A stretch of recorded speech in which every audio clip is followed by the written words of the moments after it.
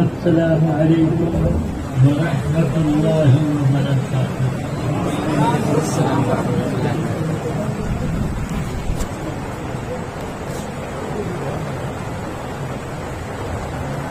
الحمد لله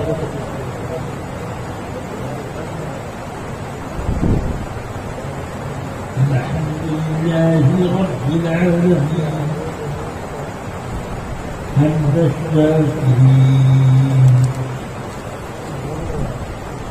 والصلاة والسلام على سيد الأنبياء والمرسلين قائد المحبين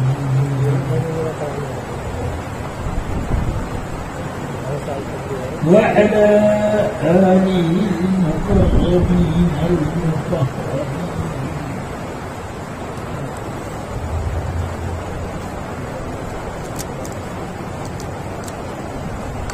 وأصحابه وذات أكرم.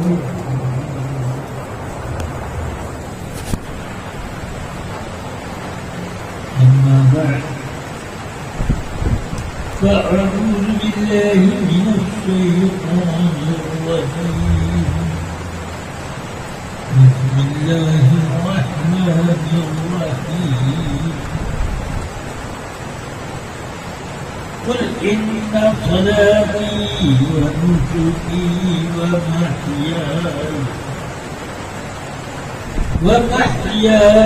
ومماتي لله رب العالمين.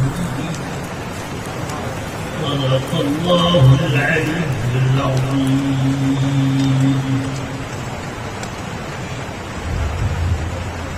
وصدق رسوله النبي الكريم.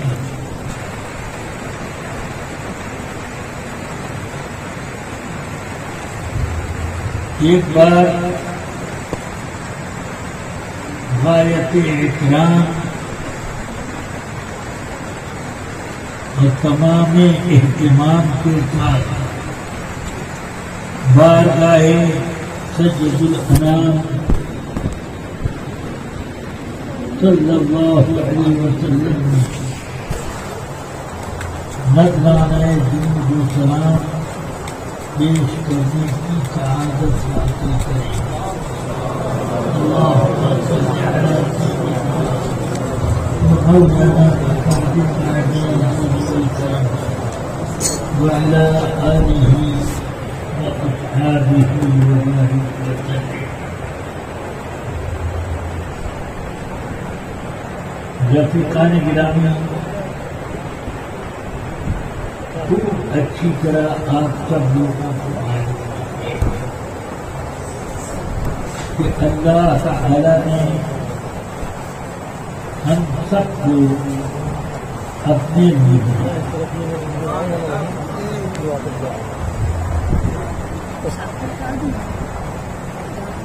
اسی لیے فرمایا وما خلقت الجن والانس الا ليعبدون.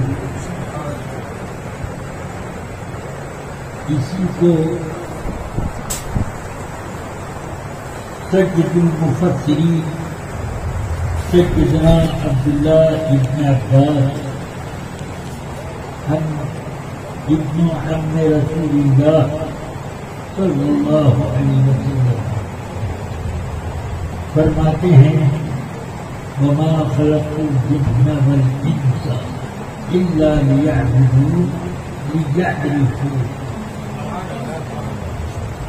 اللہ کی عبادت کے لیے جن و انس پیدا ہوئے ہیں، اس کا مطلب یہ ہے کہ اس کی معرفت کے لیے پیدا ہوئے.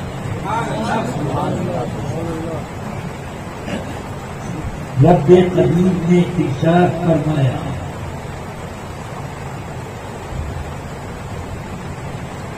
وخلق لكم ما في الأرض جميعا. زمین میں جو کچھ ہے اے انسانوں اللہ نے تمہارے لیے میں آپ کو دیکھا تھا بھیڑے گڑھ میں بڑی گیا تھا نا، عزت بڑھ گئی. فاتحہ تھی نا بھیڑے گڑھ میں، جو کچھ ہے فاتحہ تھی بھیڑے گڑھ میں، وہ تمہارے لیے پیدا ہوا. وہاں کی مسجد بہت بڑی ہے. گھوڑے کی پیٹھ پر سوار ہو جاؤ، بھلے تم اس سے جسمانی قوت میں کمزور ہو، مگر وہ تمہاری اطاعت کرے گا، بغاوت نہ کرے گا، کیونکہ اللہ نے اس کے دل میں یہ بات اتار دی ہے.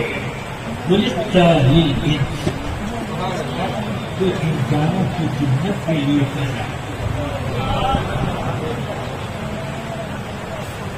اسی طرح آپ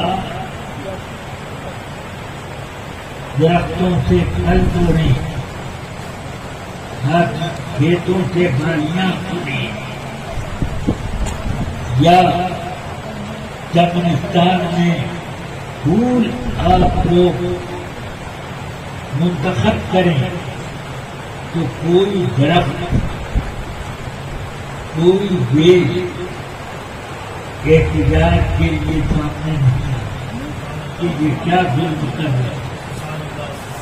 ان سب کی خلقی طور پر اللہ نے یہ عادت بنا دی ہے کہ خلقتا ہوئی پیدا ہوئی. بن گیا. اس لیے اب آپ سوچیں گے کہ اللہ نے زمین ہمارے لیے پیدا کی. وَسَخَّرَ لَكُمُ الشَّمْسَ وَالْقَمَرَ دَائِبَيْنِ. اب زمین سے اوپر اٹھو، چاند اور سورج چکر کاٹ رہے ہیں ایک مقررہ عادت کے مطابق. اللہ نے تم کو تمہارا خالق بنا دیا، تمہارے لیے سورج چمکتا ہے اور تمہارے ہی لیے چاند ہٹتا بڑھتا چمکتا دمکتا ہے اور کبھی چھپ جاتا ہے.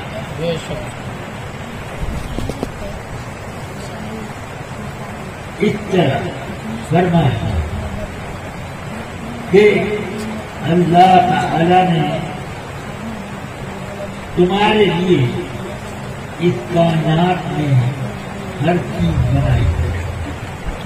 اس لیے تم اپنے آپ کو سوچو گے کہ اللہ نے ٹھیک ہی فرمایا وَلَقَدْ كَرَّمْنَا بَنِي آدَمَ.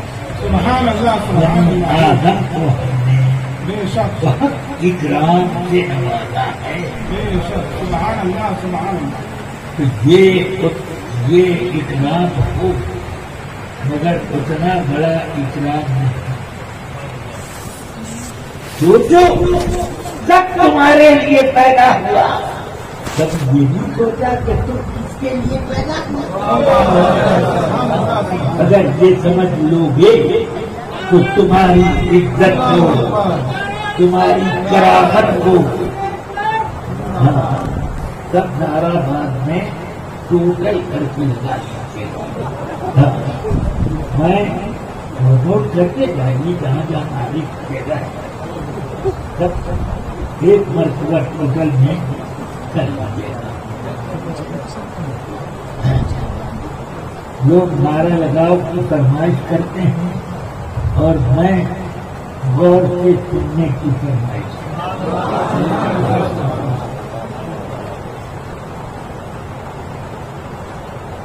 یہ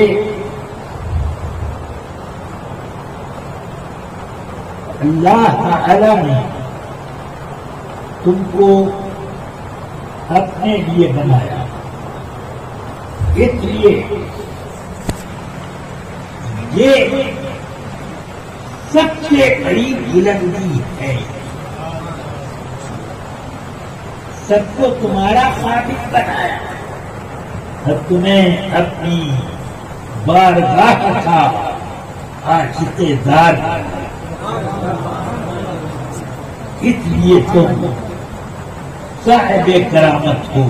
اس لیے نہیں کہ تم گھڑ سوار ہو گئے، تم اونٹ کے اوپر بیٹھ گئے، تم ہوا میں اڑنے لگے،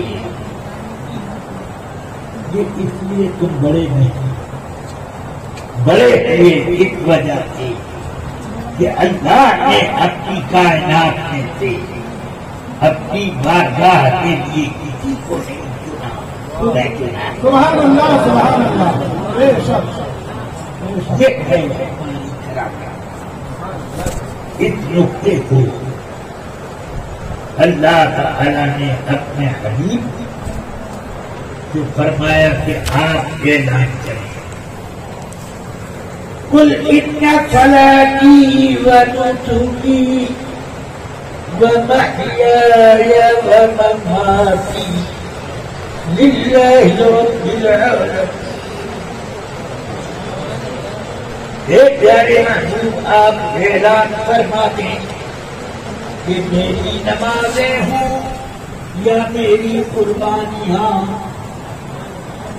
بلکہ میری زندگی اور میری موت سب کا سب اللہ رب العالمین کے لیے ہے۔ سبحان اللہ سبحان اللہ، بے شک ہماری زندگی کا کوئی گوشہ نہ ہمارے لیے ہے نہ تمہارے لیے، سمجھ گئے؟ سب اللہ کے لیے ہے۔ اس لیے اللہ نے تمہارے لیے سب پیدا کر دیا کہ بے نیاز ہو جاؤ، سب تمہاری خدمت پر ہے، تم ہماری بارگاہ کریں، سبحان اللہ سبحان اللہ۔ تمہاری ضرورت پر ہے۔ اب حفظ و ہوا، حسد اور بخل یہ سب شیطانی کردار ہے، یزیدی کردار ہے۔ اور حسین کو یہ نقطہ سمجھ میں آیا، سمجھ ہی میں نہیں آیا، بلکہ وہ سمجھانے پر تلے گئے سبحان اللہ سبحان اللہ، کہ لوگوں یہ نقطہ خوب اچھی طرح سے یاد کہ تم بڑے اونچے ہو، یزید کے خدمتگار نہیں ہو، بلکہ جو حسین کے خادم بن جاؤ تو فرشتے تمہاری خدمت کریں۔ سمجھ میں آئی نا؟ اس لیے آپ دیکھیں کہ جس نے سب کچھ راہ حق میں قربان کر دیا وہ یزید نہیں ہے، یزید نے سب کو اپنا خادم بنانے کی کوشش کی، امام علی مقام نے سب کو خدا کی بارگاہ میں پہنچانے کی کوشش کی۔ سبحان اللہ سبحان اللہ، اس لیے نتیجہ یہ ہے کہ قتل حسین قتل میں مرگ یزید ہے، سبحان اللہ، اسلام زندہ ہوتا ہے ہر کربلا۔ کیا بات، بات سمجھ میں آتی؟ اب آپ مجھے بتاؤ، کربلا کا معرکہ آج سے 1350 بلکہ 1400 سال سے زیادہ پہلے ہو چکا۔ اس وقت ہم میں سے کوئی نہیں تھا، کوئی نہیں تھا، اور کوئی بھی پہچانتا نہیں ہے کہ یزید کیسا تھا۔ اگر آپ بولو اتنے زمانے میں کتنی بلڈنگیں زمین میں دھس گئیں، کتنے دریاؤں کا رخ سورج سے پچھم ہو گیا، کتنی نہریں ناپید ہو گئی، کتنے باغات پتہ، کتنی کھیتیاں تالاب ہو گئے۔ مگر اتنے انقلاب کے بعد امام عالی مقام وہ ہیں کہ ان کا نام زندہ ہے، ایسا زندہ ہے کہ جب محرم آتا ہے تو ہر مسلمان اپنی زندگی کے لیے امام حسین کا نام لیتا ہے۔ یہ شان ہے۔ کبھی سنا کہ جو وقت میں بھی یزید کا فاتحہ ہوا اس کے لیے مریضہ اور کھچڑے کا اہتمام ہوا؟ کبھی سنا کہ کبھی اس کے لیے سہارنپور کے مظاہروں میں طلبا اکٹھا ہوئے کہ ذرا قرآن خوانی کر کے جلیبیاں بانٹتے؟ کبھی ہوا؟ مگر امام عالی مقام کا ذکر ایسا ہے، سبحان اللہ سبحان اللہ، سبحان اللہ سبحان اللہ۔ لوگ اس کا چرچا نہیں پیٹتے بلکہ جیسے ہی ہلال تو یہ بتانے کے لیے کہ حسین کا ہلال سبحان اللہ، نعرہ تکبیر، نعرہ رسالہ۔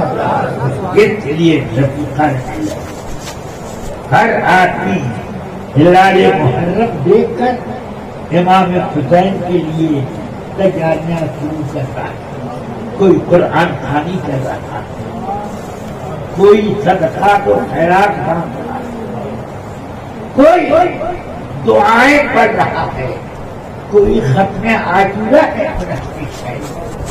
کوئی کچھ مگر سنو،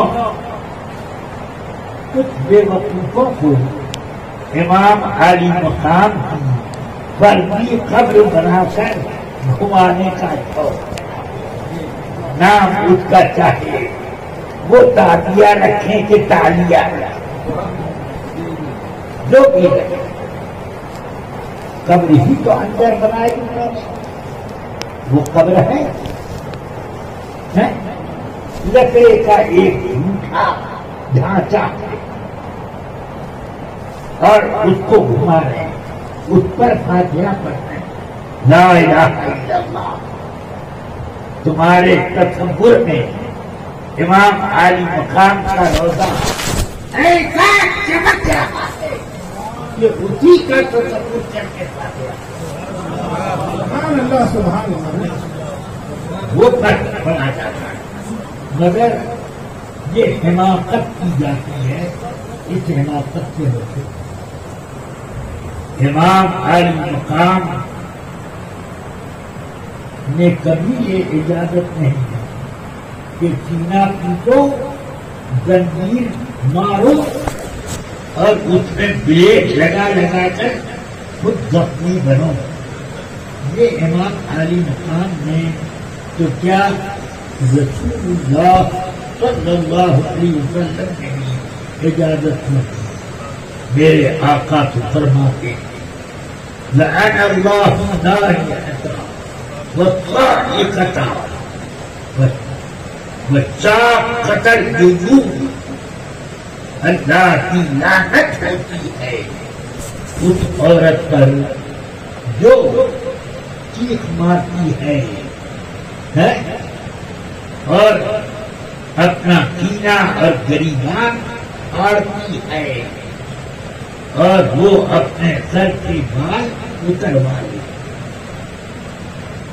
تو اس پر اللہ کی لعنت۔ امام عالی مقام نے یہ چیزیں ہرگز نہیں،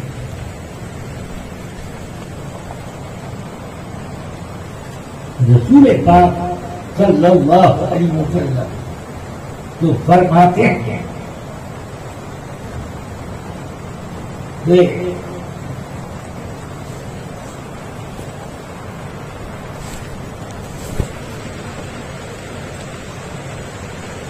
فرماتے ہیں کہ قبر والا اس چیز کی میں پریشان ہے کہ اس کے گھر والے چیخ چلا کر رو رہے کیوں، ماتم کر رہے ہیں، یہ اس کو تکلیف ہوتی ہے۔ قرآن پڑھو تو خوش ہوتا ہے، یہ خود درود پاک پڑھتے تو آپ پہنچاؤ، وہ خوش ہوتا ہے۔ رو ہپا اور رو چلاؤ تو اس سے اس کو تکلیف، ان درمج ہوتا لگ ادب و یقوم ہے کہ مسجد کو یہ ادب و بنانے تکلیف ہوتی ہے، یہ نہیں ہے کہ عذاب ہوتا ہے۔ لا تذر وازرۃ وزر اخرى، ہاں بخاری شریف میں یہ آیت امام بخاری میں ام المؤمنین عائشہ سے روایت فرماتی ہیں، ام المؤمنین عائشہ کہ اس حدیث کا مطلب یہ نہیں ہے کہ تم لوگ کہتے ہو کہ مسجد کو عذاب ہوتا ہے گھر والوں کے رونے کی وجہ سے، روئے کوئی عذاب کس کو کیوں؟ گناہ کرے بیٹا تو باپ کو سزا بھگتنی پڑے گی، جب تک باپ کو حکم نہ دے کہ تو کیا چوری کر کے لیا کرتا تک باپ نہیں سوچتا، لیکن باپ منع کرتا ہے چوری ہرگز مت کرنا، اور بیٹے نے کی تو گناہ بیٹے کا ہے، باپ کو سزا نہیں ملے گی۔ تو ام المؤمنین عائشہ فرماتی ہیں حدیث کا معنی یہ ہے کہ مسجد کو تکلیف ہوتی ہے گھر والوں کے رونے کی وجہ سے کہ یہ کیوں روتا ہے، کیوں روتا ہے، اور فرماتی ہیں کہ اس آیت سے بھی ثابت ہوتا ہے لا تذر وازرۃ وزر اخرى، اور یا یہ مطلب ہے کہ مسجد نے یہ حکم دیا ہو کہ میرے مرنے کے بعد خوب پینا پیٹ کر کے رونا، نوحہ کرنا، چلانا، تو اس پر عذاب کہ گناہ کا سب اس کو عذاب۔ بار مجھے یہ تفصیل میں پڑھنا نہیں چاہیے، میں یہ بتانا چاہتا کہ امام عالی مقام ایسے زندہ ہیں کہ کر دیا اللہ کے لیے، مگر ہاتھ کو یقین سے کہ اس کے ہاتھ میں ہاتھ نہ لگے، تو اللہ نے خود کو وہ اعزاز دیا کہ جان قربان ہو گئی اور حیات جاودانی دی۔ آدمی خوب کمالات پیدا کر لی، کمالات پیدا کرنے کی ضرورت مل جائے اور مر جائے، اس کی شہرت کو کوئی قائم نہ رہے، بلکہ وہ بھی مٹ جائے، کوئی یہ پسند نہیں کرتا۔ پسند یہ کرتا آدمی کہ ایک ایسی مسجد بنوا ہو کہ قیامت تک لوگ مجھے یاد کریں اور مجھے ثواب کریں، ایسا یہ کام کرو جس کا فائدہ میرے مرنے کے بعد بھی مجھ کو ملتا ہے، یہ چاہتا ہے۔ امام عالی مقام نے یہ کہا، اور جدید نے وہ کام کیا کہ میں لکھ جائے، اس لیے آپ دیکھیں گے کہ معرکہ کربلا ہوا، امام حسین کی طرف کے نوجوان تو نوجوان ہیں، ایک شیخار بچہ بھی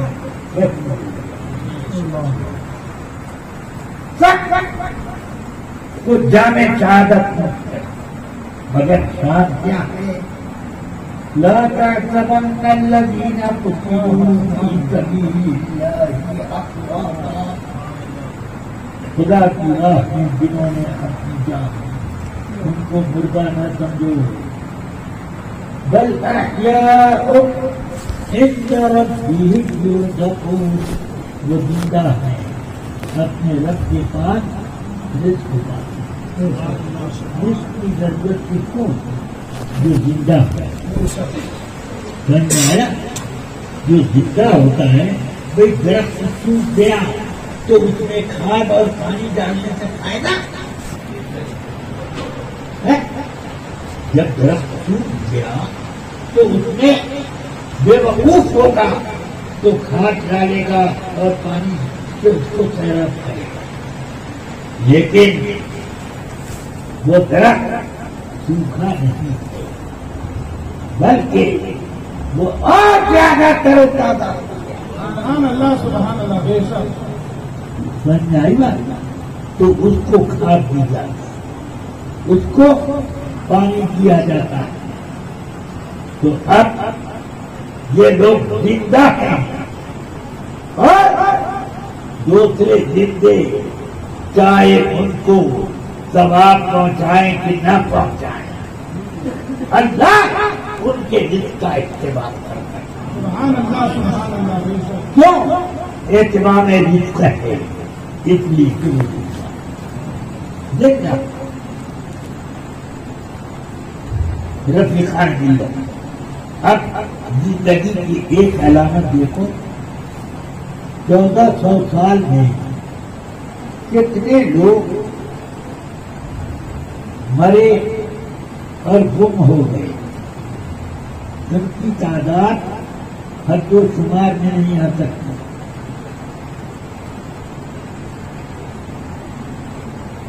مگر امام عالی مقام انہوں نے اپنی جان دی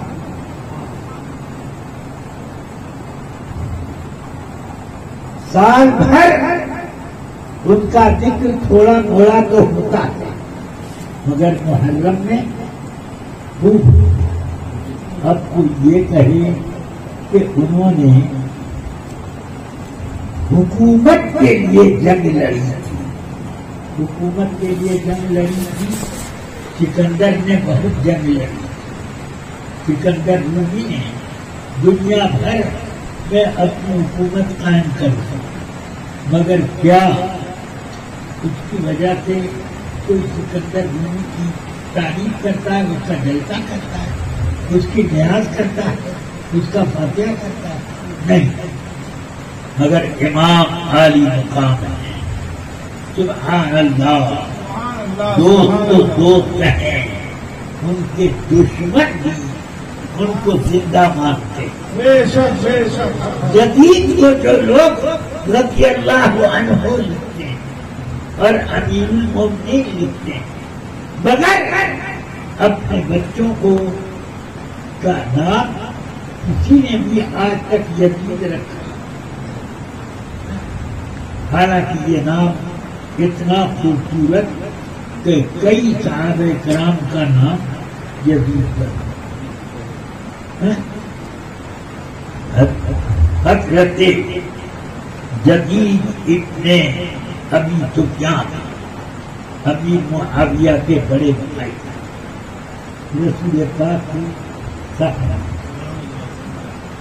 تبرک کے لیے امیر معاویہ نے اس بندر کا نام یزید رکھ دیا کہ یہ باپ کے اور ساتھی جدیدہ سے متصل ہو جائے مگر بگڑ گیا تو حضرت امیر معاویہ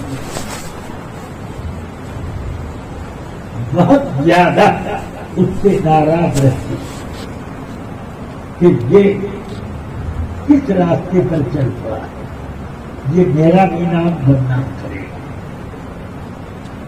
تو یہ ایسا گم ہوا ایک پاکیزہ نام جدید کو مل گیا تو دنیا میں اس پاکیزہ نام کو لوگوں نے چھوڑ دیا کوئی نہیں ہاں جو مخالفت کرتا ہے اس کا نام تو ضرور حسین احمد ملے گا، محمد حسین ملے گا، یہ ملے گا تو یہ زندگی کی علامت ہے، سمجھا؟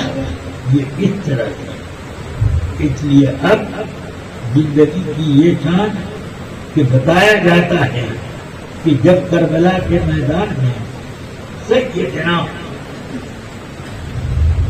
امام علی مقام لوگوں میں اپنا تعارف کرا دے، لوگوں مجھے پہچانا، سب سے پہلے یہ پہچانا کہ میں رسول پاک کی شاہزادی خاتون جنت فاطمہ زہرا جو جنت کی عورتوں کی سردار ہے، ان کا میں بیٹا رسول پاک کا نوازا، میں وہ کہ قرآن مجید میں ہمیں لوگوں کے بارے میں ایک آیت اتنی یرید اللہ لیذہب عنکم الرجس ویطہرکم تطہیرا۔ اللہ تعالی نے ارادہ فرما لیا ہے کہ اے اہل بیت، تم کو اللہ خوب پاکیزہ بنائے گا۔ سبحان اللہ بے شک اللہ جس چیز کا ارادہ کرے اس کا کیا حکم ہے؟ انما امرہ اذا اراد شیئا ان یقول له کن فیکون۔ اللہ کے ارادے کی شان یہ ہے کہ جب کوئی ارادہ فرماتا ہے تو کن فرمایا ہو انتظار کی ضرورت یہ جب ارادہ کر لیا، تو جب ارادہ کر لیا کہ اہل بیت کو پاکیزہ بنائے، جب یہ آیت اتری تو سرکار نے مولا علی فاطمہ الزہرا حسنین کریمین کو اپنی چادر میں لپیٹ کر یہ آیت پڑھی۔ مطلب کیا ہے کہ انہی لوگوں کے بارے میں اختلاف ہوگا، لہذا ان کو یہ لوگ باقی اس وقت ان کی دندان کھینچنے کا انتظام ہوتا ہے۔ یہ ورنہ اہل بیت میں ازواج مطہرات بھی تو جو بھی ان کے بارے میں اختلاف نہیں، اختلاف امام حسن، امام حسین، مولا علی کرم اللہ وجہ کریم کے بارے میں، اس لیے رفیقان میں تو یہ امام علی مقام نے فرمایا کہ ہماری طہارت و پاکیزگی کے بارے میں قرآن نے اجازت دی اور اللہ نے فرمایا قُلْ لَا أَسْأَلُكُمْ عَلَيْهِ أَجْرًا إِلَّا الْمَوَدَّةَ فِي الْقُرْبَى۔ اے لوگوں، میں دین اسلام سے تمہیں روشناس کراتا ہوں اور تمہیں میں احکام الہی سے مالا مال کر رہا ہوں اور تمہیں میں آخرت کی بلندیاں عطا کر رہا ہوں۔ اس پر مجھے کوئی مزدوری نہیں چاہیے، کوئی تنخواہ نہیں چاہیے، بلکہ کیا ہے تم میرے قرابت داروں سے محبت کرو۔ سبحان اللہ بے شک۔ ہر امام حال مقام یہ پڑھتے رہتے، 22,000 میں سے ایک بھی تو سن لیتا۔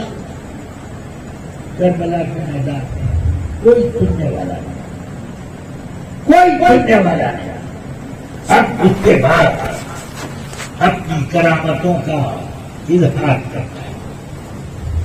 خیمہ پاک کے ارد گرد آپ نے آگ اگائی، تاکہ کوئی یزیدی خیمے کے پیچھے یا دائیں بائیں کی طرف سے خیمے میں گھس کر بےحودگیاں نہ کرے، اس لیے آپ کھل گئی۔ ایک آدمی دوڑا آیا گھوڑے پر سوار، کہنے لگا حسین جہنم کی آگ سے پہلے دنیا ہی میں تم نے اپنے خیمے کے گرد آگ جلائی،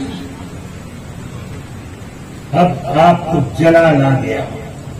اسی جلال کی شان میں اللہ سے دعا کی، اے اللہ اس کو ذلت کی موت دے۔ اب ذلت کی موت یہ ہوئی کہ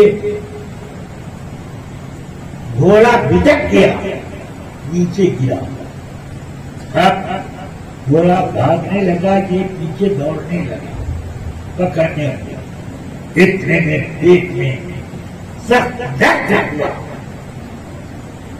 اب وہ ایک کنارے قضائے حاجت کے لیے بیٹھ گیا، اتنا درد ہوا کہ معاذ اللہ، اور اسی بیچ میں ایک بچھو آیا اور اس نے مقام خاص پر ایک ڈنک لگا دیا۔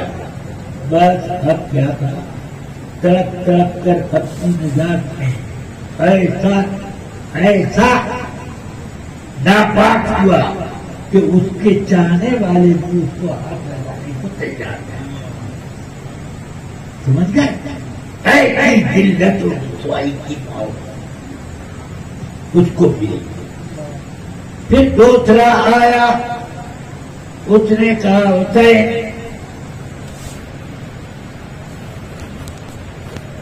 یہ دیکھو گجرا کا پانی، یہ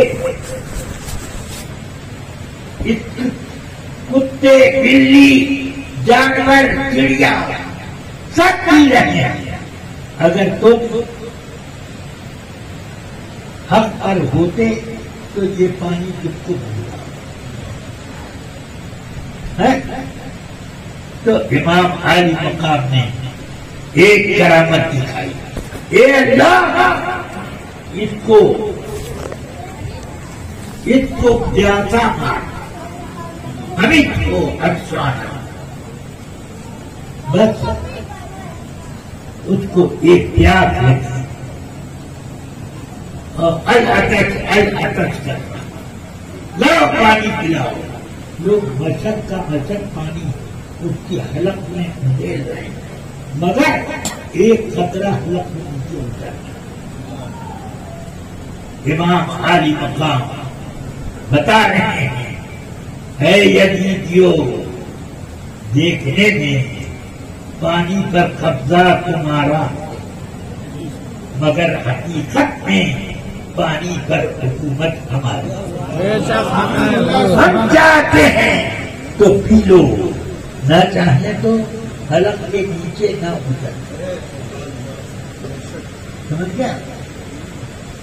اس طرح چند کرامتیں امام عالی مقام نے دکھا، مگر اس طرح آپ چاہتے تو یہ جنگ کرامتوں سے متعلق کر کے سب کو کھڑا کر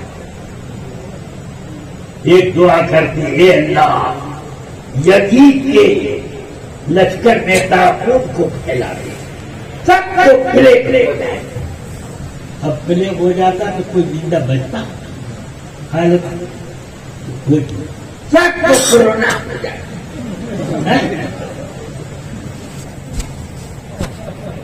سب کو ایڈس لگ جائے گا، سب کو مرگی آ جائے گا۔ یہ سب حضرت امام عالی مقام کرنا چاہتے تو کر، مگر آپ نے سوچا کہ میں کرامتیں دکھا کر اگر جنگ کو پسپا کر دیتا، دشمنوں کو فنا کر دیتا تو آنے والی مصیبتوں کے حالات میں نانا جان کی امت کو یہی جائے گا کہ امام عالی مقام مقبول بارگاہ تھے تو انہوں نے اپنا ایمان بچا لیا کرامت. بے شک بے شک. ہم لوگ تو کمزور ہیں لہذا ایمان فروخی کر لیں. تو یہ آج کل نسخہ چل پڑا. اللہ تعالی ہم سب کو منظور. امام عالی مقام لوگوں کو دعوت دیتے رہے, کوئی سننے والا نہیں, مگر جیسے ہی آپ کئی ہوئے تو اب دیکھ رہے ہیں کہ ساری دنیا میں ایک بحران برپا ہو گیا. اب دیکھیے کہ ان کی شہادت کے فوراً بعد ایک طوفانی قسم کا اندھیرا چھا گیا. افق پر سرخی مائل ہو گئی. بار لوگوں نے روایت کی کہ جو پتھر اٹھایا جاتا اس کے پیچھے خون نظر آتا. یہ کہتے یزیدیوں نے امام عالی مقام کے خیمے کے اونٹ سب لوٹ لیے اور سوچا کہ کھانے پینے کو کچھ ہے نہیں, انہیں اونٹوں کو ذبح کر کے سیخ کباب بنا کھاؤ. اور ذبح کیا, نہل کیا. اس کے بعد اس کو جب پکا کر بھون کر کھانے لگے تو کوڑی سے زیادہ کروا. اشارے ہے یزیدیوں اب تمہاری زندگی کے تلخی کے ایام شروع ہو گئے. جب امام عالی مقام کا سر مبارک اور خیمے کے لوگوں کو لے کر یہ پیچھے ابن زیاد کی طرف بڑھ گئے تو وہاں ایک پتھر پر لوہے کے قلم غیب کے قلم کا مطالعہ اس نے ایک شعر لکھ دیا. اترجو امت قتلت حسینا, اترجو امت قتلت حسینا, شفاعت جدی یوم الحساب. کہ وہ قوم جس نے امام عالی مقام کو شہید کر دیا, کیا وہ یہ امید رکھتی ہے کہ ان کے نانا جان کی شفاعت قیامت کے دن مل سکے گی؟ یہ آپ ترتیب ایام جب امام عالی مقام کا قافلہ کوفے میں داخل ہوا, ایک شخص بالا خانے میں کھڑکی کے قریب قرآن پاک کی سورہ کہف پڑھ رہا اور اسی درمیان آپ کا سر مبارک ایک نیزے سے بلند کر کے جا رہا. جیسے ہی کھڑکی کے سامنے آپ کا سر مبارک آیا, اس کی زبان پہ یہ آیت تھی, أم حسبت أن أصحاب الكهف والرقيم كانوا من آياتنا عجبا.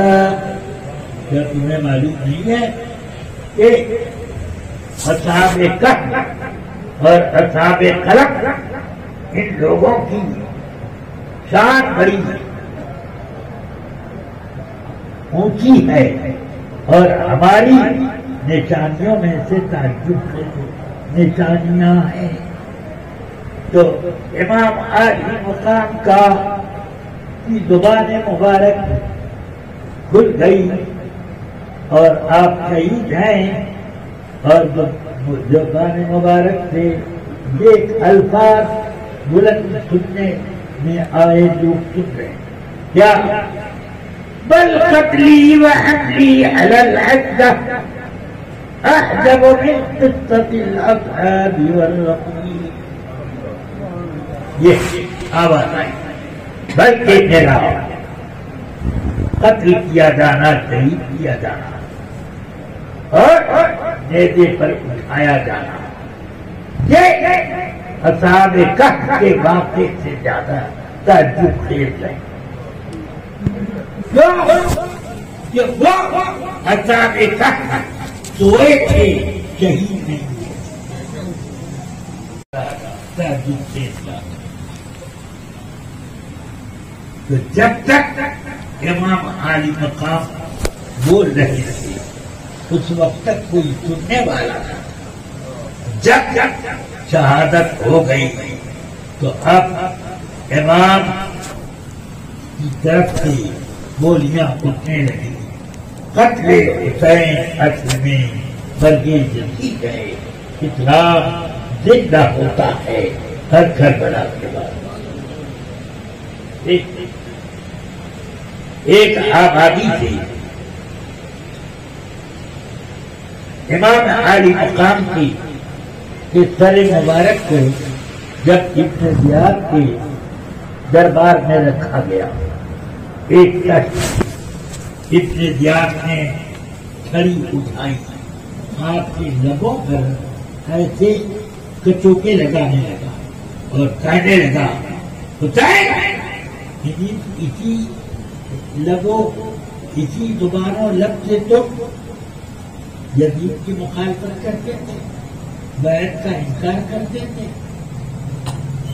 تو وہاں رسول پاک کے ایک صحابی سیدنا زید بن ارقم تشریف فرما تھے. وہ کھڑے ہو گئے اور بڑے جلال میں کہتے ہیں او مردود، اپنی چھڑی ان لبوں سے دور کر.